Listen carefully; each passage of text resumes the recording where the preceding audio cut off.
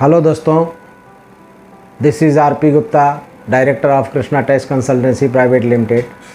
आज मैं आपको बताने वाला हूं कि इनकम टैक्स क्या होता है, इनकम टैक्स हमको क्यों भरना चाहिए, किस किस प्रकार के इनकम के ऊपर इनकम टैक्स लगता है, गवर्नमेंट ये पैसे लेकर के क्या करती है, ये सब कुछ मैं आपको बताने जा रहा हूं। तो दोस्तों, इनकम टैक्स का नाम तो सभी लोग जानते हैं, इसमें बहुत ज़्यादा बताने की बात नहीं है कि हम साल भर में जो भी इनकम करते हैं, चाहे वो सैलरी से हो, बिजनेस हो या किसी भी प्रकार का हम अगर इनकम करते हैं तो उस इनकम के ऊपर गवर्नमेंट को टैक्स भरना पड़ता है। ये दोनों इनकम और टैक्स को मिला करके इनकम टैक्स डिपार्टमेंट बोलते हैं, इनकम टैक्स डिपार्टमेंट बना हुआ है।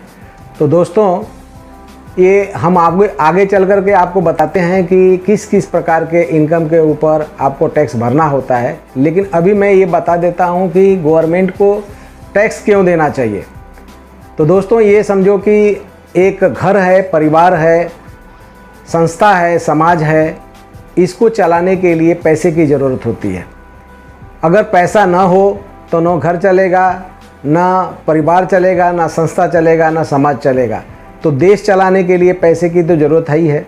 एक घर का मेंबर है और वो घर का हेड है और घर चलाना चाहता है, अगर समझ जाइए कि उसके पास पैसा नहीं रहेगा और जब वो परेशान हो जाएगा तो उसके मन में आ जाएगा एक बात कि भूखे भजन न होई गोपाला, ले लो अपनी कंठी माला। तो इसी तरह से गवर्नमेंट के साथ भी ये प्रोवर्ब आ सकता है, क्योंकि गवर्नमेंट को भी पैसे की ज़रूरत है और गवर्नमेंट ये पैसा ले करके हमारे स्कूल बनाती है, गवर्नमेंट कॉलेजेज बनाती है, हॉस्पिटल्स बनाती है, रोड्स बनाती है, रिसर्च और डेवलपमेंट में खर्च करती है, हमारे बॉर्डर पर सिपाही हैं उनको पेमेंट करती है, हमारी सरकारी लोग जितने लोगों कार्यरत हैं सरकार डिपार्टमेंट में उनको पेमेंट करती है। तो अगर ये पेमेंट ना करे तो देश कैसे चल सकता है। इसलिए उनको पैसे की अति आवश्यक होती है और हमें अपना टैक्स देना चाहिए एज पर इनकम। ये इनकम का क्या क्या स्लैब है वो मैं आगे के आपके वीडियो में बताऊंगा। दोस्तों, अभी मैं आपको ये बताना चाहता हूँ कि किस किस प्रकार के इनकम के ऊपर आपको टैक्स भरना होता है।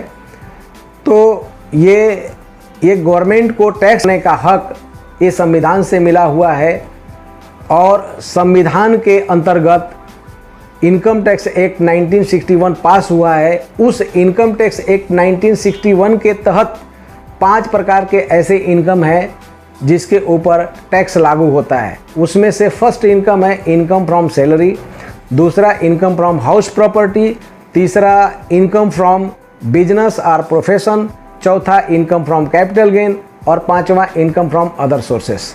इसको थोड़ा मैं ब्रीफ में आपको ये कर देता हूँ, एक्सप्लोर कर देता हूँ। पहला, इनकम फ्रॉम सैलरी का मतलब ये होता है कि आप अगर कहीं गवर्नमेंट में जॉब कर रहे हैं, प्राइवेट में जॉब कर रहे हैं या कहीं भी जॉब कर रहे हैं और 30 दिन जॉब करने के बाद से अगर आपको सैलरी मिलती है तो वो इनकम फ्रॉम सैलरी में आता है। इसका कैलकुलेशन जो भी रहेगा मैं आगे के वीडियो में आपको बताने वाला हूँ। दूसरा, इनकम फ्रॉम हाउस प्रॉपर्टी में इसका इनकम ऐसा है कि आपके पास दुकान है, मकान है, जर है, ज़मीन है, इसको अगर आप रेंट पर देते हैं और रेंट से जो इनकम आता है वो that income is calling income from house property.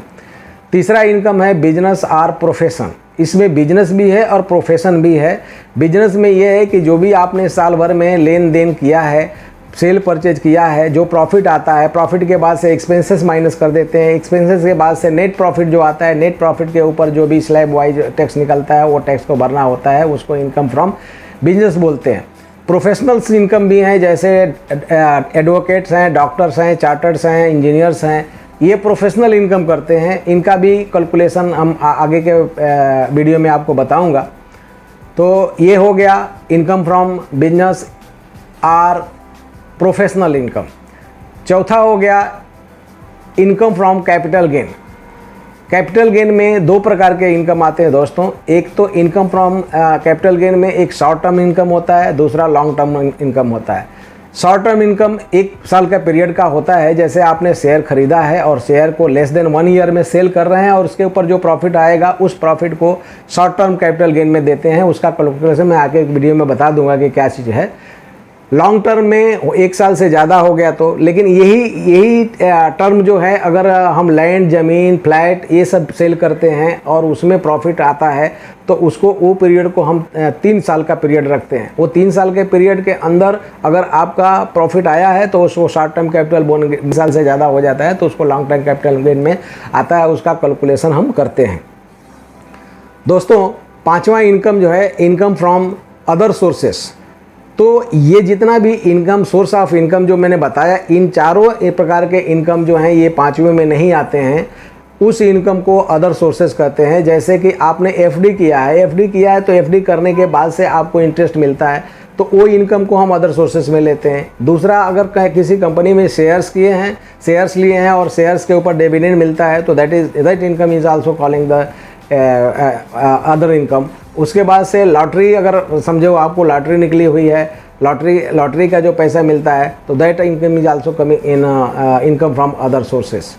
तो ये हमने आपको बता दिया है कि इनकम टैक्स क्या होता है, किस किस इनकम के ऊपर हमको टैक्स भरना होता है और हमारा ये इनकम का पैसा लेकर के सरकार क्या करती है।